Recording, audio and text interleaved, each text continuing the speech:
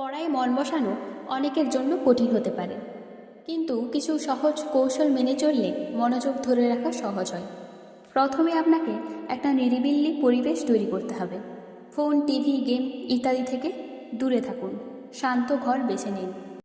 2 নম্বর, পরিবার বা বন্ধুদের জানিয়ে দিন যেন কেউ ব্যাঘাত না করে পড়ার সময়। পড়ার আগে মেডিটেশন বা ব্রিদিং এক্সারসাইজ, মাত্র 2 থেকে 3 মিনিট চোখ বন্ধ করে শ্বাস প্রশ্বাসে মনোযোগ দিন। এতে মন শান্ত হয় এবং মনোযোগ বাড়ে। প্রতিদিন একই সময় পড়তে বসুন।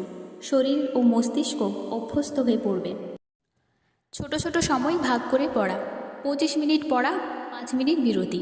প্রতি 4টি সেশন পরে 15 থেকে 20 মিনিটের বড় বিরতি। এটি মনোযোগ ধরে রাখার জন্য অত্যন্ত কার্যকর।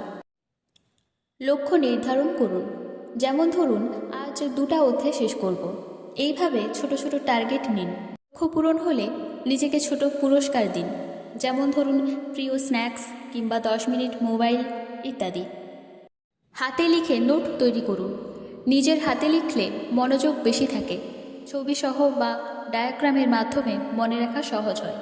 আপনি বিভিন্ন টেকনিক ব্যবহার করুন, যেমন ধরুন mind mapping, flash card, quiz তৈরি করে পড়ুন।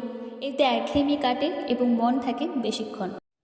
এছাড়াও পড়ায় মন বসানোর জন্য রাতে ভালো ঘুম গুরুত্বপূর্ণ। স্বাস্থ্যকর খাবার খান। মস্তিষ্কের জন্য বাদাম, ডিম, জল অত্যন্ত উপকারী। আর অবশ্যই নিজেকে বলুন, আমি পারবো।